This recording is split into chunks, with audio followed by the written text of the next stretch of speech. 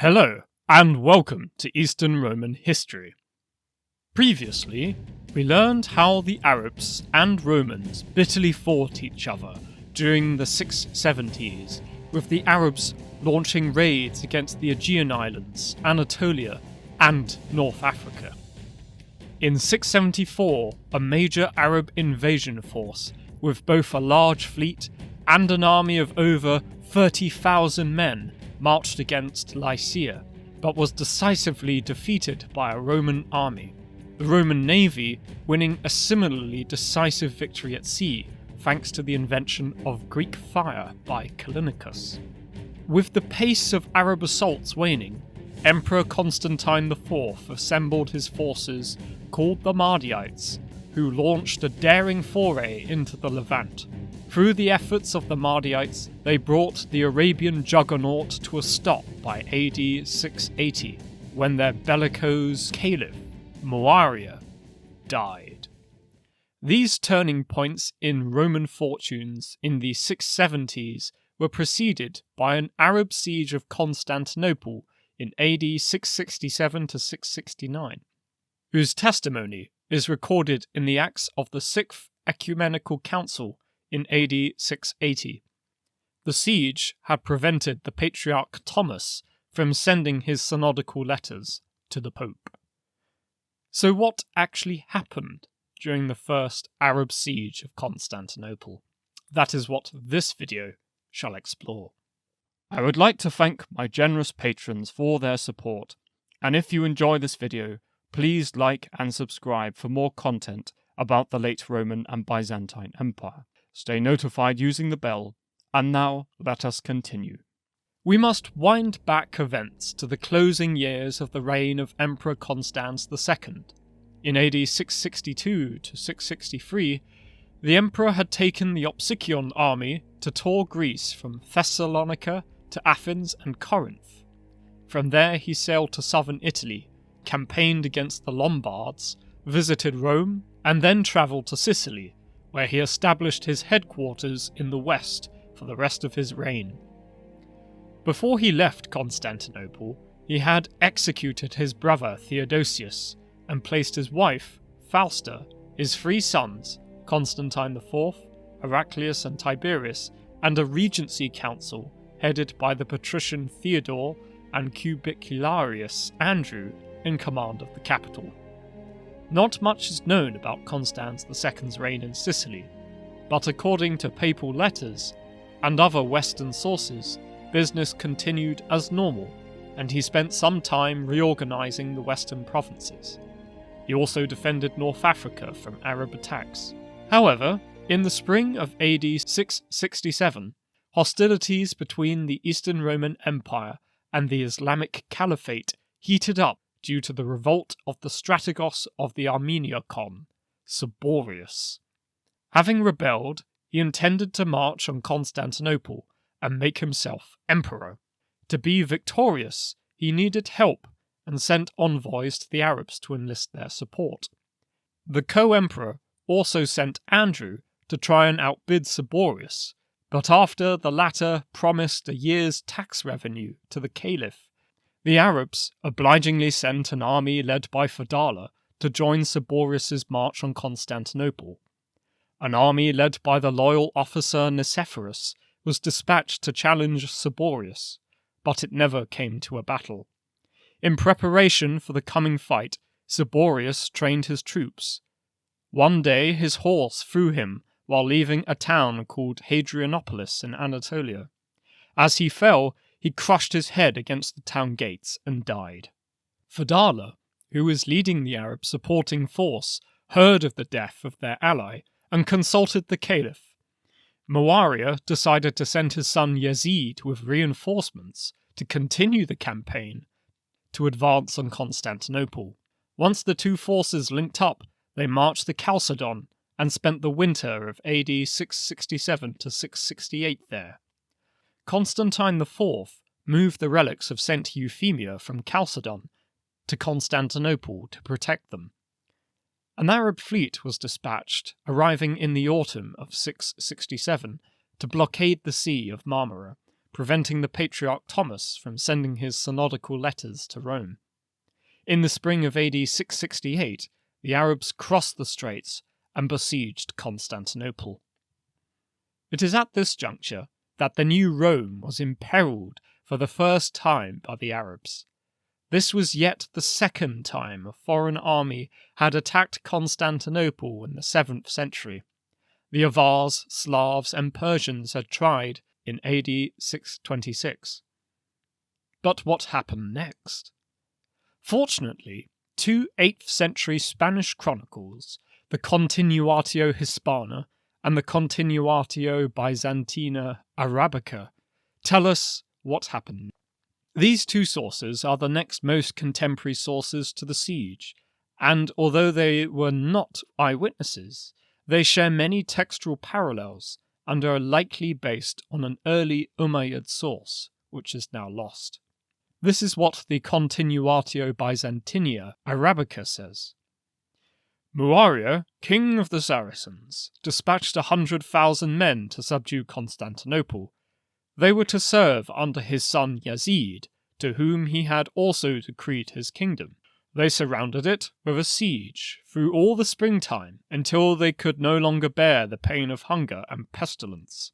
And abandoning the city, they captured many towns, and after 2 years safely returned laden with plunder to Damascus and the king by whom they had been dispatched. The report of the Continuatio Hispana is almost identical.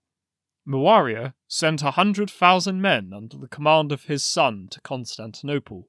They surrounded it with a siege that lasted all spring, but because they could not bear the burden of hunger and disease, they left. They seized many other towns, and laden with booty, once again set their eyes on Damascus and the king who had sent them, safe and sound after a 2-year absence. The Continuatio Byzantina Arabica places the accession of Constantine IV just before the siege, whereas the Continuatio Hispana places his accession just after the expedition of Yazid, dating his attack to AD 668. These two sources corroborate the information by two independent witnesses given by the earlier George the Cartophylax and the later Theophilus of Edessa. The Arab presence in the suburbs of Constantinople lasted for 2 years. Prince Yazid was involved, as well as the burning and looting reported in the Chronicle of 1234. Theophilus of Edessa tells us what happened after the Arabs left the area. Muawiyah sent his son Yazid, who caught up with Fadala, and then together they invaded the territory of the Romans. They took captives and plundered, and generally did as they wanted. Under the pressure of this aggression, the Romans offered them gifts. The Arabs made peace and went back to their country. Theophanes, Agapius, and Michael Rabo add that the Arab army marched to Chalcedon and conducted military operations. Furthermore, Theophanes states, they, the Saracens, also took Amorion in Phrygia, and, after leaving there a garrison of 5,000 armed men, returned to Syria. When winter had fallen, the emperor sent the same Cubicularius Andrew, and he reached Amorion at night, when there was much snow. He and his men climbed on the wall with the help of planks, and entered Amorion. They killed all the Arabs, all 5,000 of them, and not one of them was left. While Theophanes' account has no parallel, it is almost certainly from Theophilus of Edessa, since only the witnesses of Theophilus of Edessa record the deeds of Andrew the Cubicularius. Another aspect of the siege that we have information for is the cost of it on the Caliphate's resources. Papyri from Egypt speak of the muster of troops for a naval raid in AD 667 to 668, as well as corvée labour to build ships in Babylon. The history of the Patriarch of the Coptic Church of Alexandria mentions how even the Patriarch himself was heavily taxed to fund the expedition. In those days, Alexandria was governed by a man whose name was Theodore, who tyrannized over the father Abba Agathon and troubled him. not only demanding of him the money which he was bound to pay, and taking from him 36 denarii as poll tax every year, on account of his disciples, but that which he spent upon the sailors in the fleet he also exacted from him. The Patriarch needed 7,000 denarii to satisfy the demands of Theodore the Chalcedonian, besides the taxes upon his property. Then the Patriarch Agathon was compelled to build the ships for the fleet. So Theodore the Chalcedonian, the governor of Alexandria, treated Agathon in the reign of the Caliph Yazid, son of Muawiyah. Furthermore, Anastasius of Sinai's Tales Useful for Souls, written in the early 690s, wrote that when the Saracens were about to launch a naval attack against the Straits of Abydos by Constantinople, the demon appeared to Sartabius and told him, "Our commander sends us as soldiers to help our companions, the Saracens, in their expedition against Constantinople, and I was also ordered to go. You will have respite, and no one will cause you annoyance until we return from the expedition." And this is what happened. As we can see, the material demonstrates quite a lucid narrative of events. What then can be made of the Chronicle of Trajan the Patrician and his account? Does it have any merit?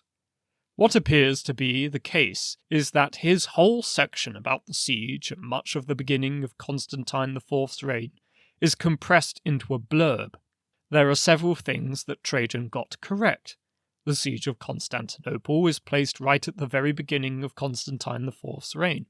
He mentioned a fleet involved in attacking the city, which would have certainly been involved to move the Arab army across the Sea of Marmara. We might also assume that naval engagements also took place, but when and where is unknown. The entire war, rather than just the siege, is described as lasting 7 years, which, if taken from 668, takes us to the mid-670s, where the Romans won their decisive victory on both land and sea. Trajan, making mention of the victory at sea, but attributed it to the siege, and to a storm rather than long after the siege, and to the Roman navy equipped with Greek fire. So as a half-remembered blurb, it can still be used to corroborate the more contemporary sources. It does mention some details. Perhaps the Arab army did land at the Hebdomon to besiege the city, but most of the rest of the account is a crude and mangled mixed between the siege and the wider war itself. The Maronite Chronicle, which was composed between its last recorded date of AD 664 and AD 727, is one of the only sources to describe the siege itself. It says, Yazid ibn Muawiyah went up again with a large army, while they encamped in Thrace. The Arabs scattered for the purpose of plunder, leaving their hirelings and their sons to pasture the cattle and to snatch anything that should come their way. When those who were standing on the wall saw this, they went out and fell upon them and killed a great many young men and hirelings, and some of the Arabs too. Then they snatched up the booty and went into the city. The next day all of the young men of the city grouped together, along with some of those who had come in to take refuge there, and a few of the Romans, and said, "Let us make a sortie against them." But Constantine told them, "Do not make a sortie. It is not as if you had engaged in the battle and won. All you have done is a bit of common thieving."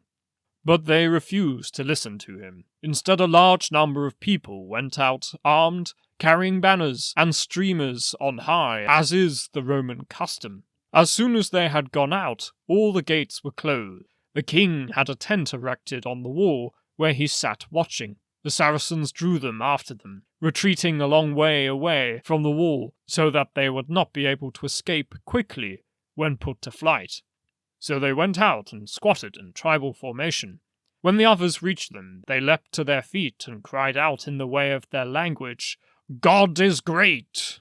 Immediately, the others turned tail in flight, chased by the Saracens, who fell on them, killing and making captives right up to the point where they came within range of the catapults on the wall.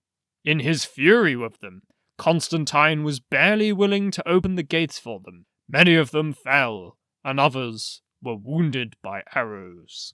The Maronite Chronicle dated this event to the 21st year of Constans II, but based on all of the other evidence, it should probably be redated to the spring of 668, when Yazid led his one and only expedition against Constantinople.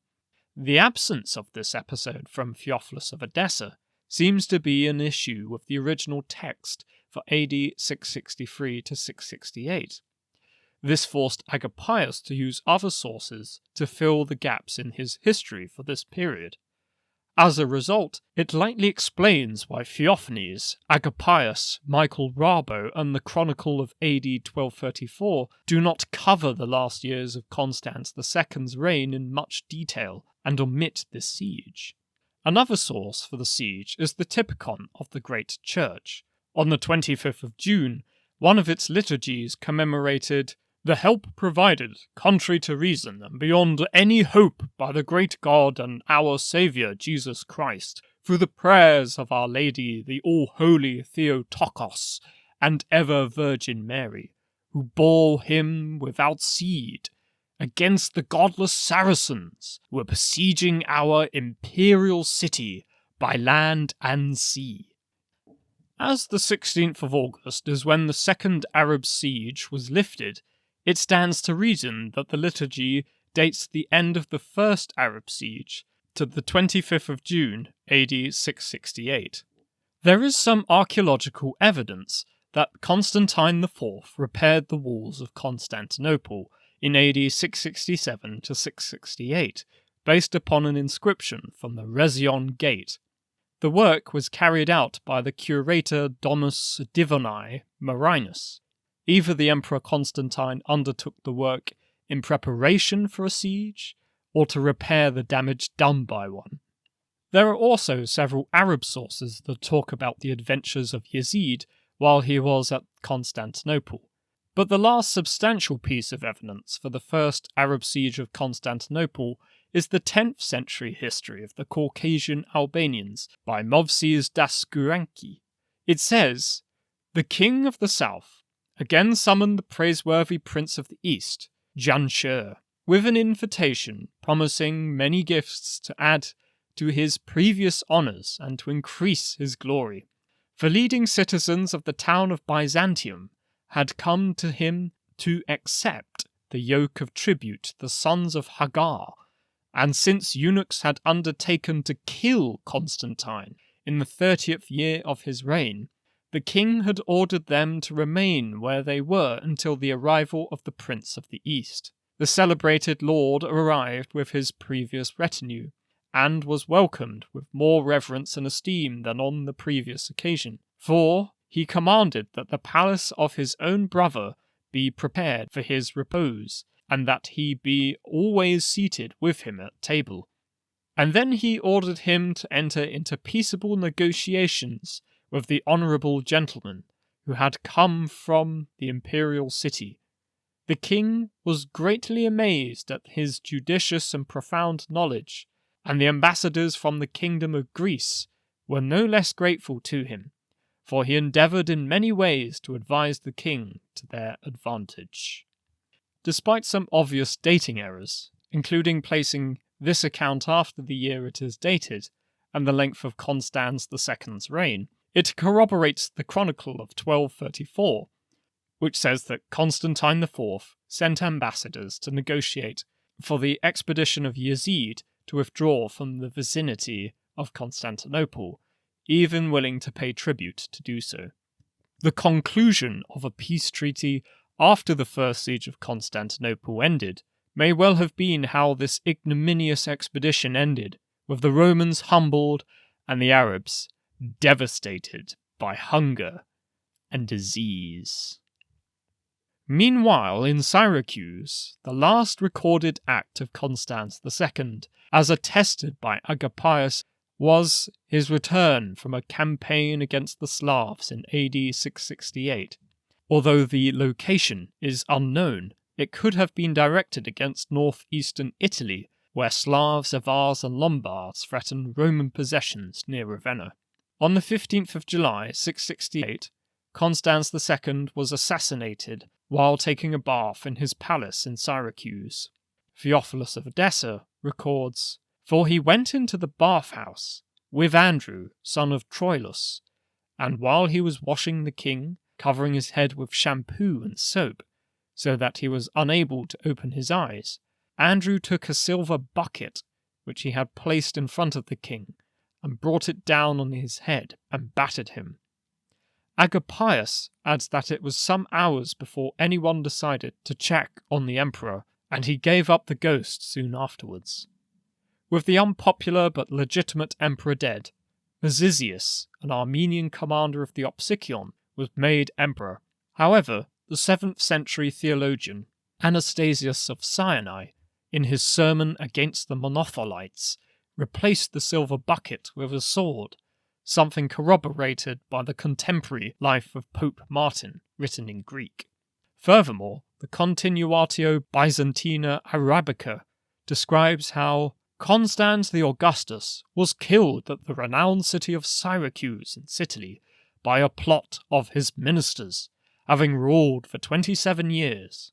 Even Nicephorus the Patriarch and Theophanes himself tells us that Constantine IV later executed Mezizius, together with his father's murderers, indicating that there was more than one lone assassin. Several manuscripts of the Chronicle of Theophanes include another version of Constans II's death, which is not derived from Theophilus of Edessa. "When the Emperor Constans was in Sicily, Mezizius rebelled against him with others in the bath, and they killed him. The Emperor punished Mezizius and those who dared to do that with him, and beheaded them, including the patrician Justinian, father of the future Patriarch Germanus, and he castrated Germanus, although he had already reached puberty." The majority of sources from different traditions corroborate that Constans II was assassinated, not just by a disgruntled eunuch, but by a conspiracy including his own ministers, eunuchs, and officers. There is no indication of a plot hatched by the Caliph with Roman traitors to eliminate the emperor, as argued by James Howard Johnston. News of the death of Constans II took more than 3 months to reach Constantinople, after which Constantine IV was proclaimed senior emperor and took his consulship. What does the murder of the emperor have to do with the siege of Constantinople? If we look ahead to the second siege of Constantinople in AD 717 to 718, it was just such a siege that inspired the authorities in the West to proclaim their own emperor, Basil Onomaglulos, believing that the capital was doomed. Once the Emperor Leo III sent an envoy to reassure the inhabitants that the capital still held fast, the usurpation was abandoned. A similar, yet somewhat more tragic version of these events occurred with respect to Constans II and Mezizius. Of all of the activities of Constans II during his reign on Sicily, defending Constantinople from attack was not one of them. Many sources complain about the desire of Constans II to transfer his family to Sicily after his own exodus from Constantinople. Throughout the siege, Constans II had done nothing with all of his soldiers and treasure to break the siege of Constantinople. That and the barbaric execution of his brother, Theodosius, as cited by Theophilus of Edessa, are why he was assassinated. The island of Sicily was now under Mezizius' control. He minted coins from Syracuse, but nothing else is known of his usurpation other than his demise. There is in fact only one piece of chronological evidence for the length of Mezizius' usurpation, and that is the life of Pope Adeodatus from the Liber Pontificalis. This pope reigned from 672 to 676. The fall of Mezizius is the first event recorded by this source, so without opposing evidence, it indicates that Constantine IV reclaimed Sicily and destroyed the usurper in AD 672. It is also at this time that Constantine IV is noted by Cosmos of Jerusalem for carrying the ships over the land of Thrace. Many did it before, and also Constantine the Younger did it, having driven the ships over land, for there is a place next to Thrace where dry land extends over 6 miles, and which stands between 2 seas. In the winter of 670 to 671, the Arabs wintered at Cyzicus. With a large Arab raiding fleet anchored in the Sea of Marmara, we can hypothesize that Constantine IV started preparing his expedition to destroy Mezizius in and around AD 671, slowly making his way to Sicily by the following year. Despite the danger, he had to destroy Mezizius to regain the army, navy, and resources he needed to be victorious against the Arabs. We do not know exactly when Mezizius was eliminated by Constantine IV. The only date we do have is from Michael Rabo, one of the dependents of Theophilus of Edessa, who independently recorded that, at this time, John, son of Mezizi, rose up against Constantine. His rebellion lasted 7 months until he was killed by the army which the king had brought to Sicily. The veracity of the existence of John is corroborated by 2 lead seals of a John, the son of Mezizius. However, where the usurpation of John fits in the chronology is unknown. It had been assumed by E.W. Brooks that these 7 months refer to Mezizius himself, making his fall occur in February AD 669, but there is no evidence to substantiate this date. All we know for certain is that Constantine did embark on an expedition to Sicily, eliminated Mezizius and John, and returned to Constantinople with the Carabisianoi and the rest of the army that had accompanied his father to Sicily, who were now to be used to take on the Arabs. I hope you enjoyed this video, and remember to like and subscribe.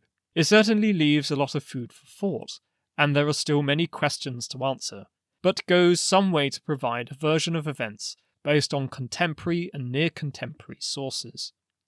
Please remember to watch the first part of this series, if you have not already done so. Many thanks to my generous patrons, and this has been Eastern Roman History.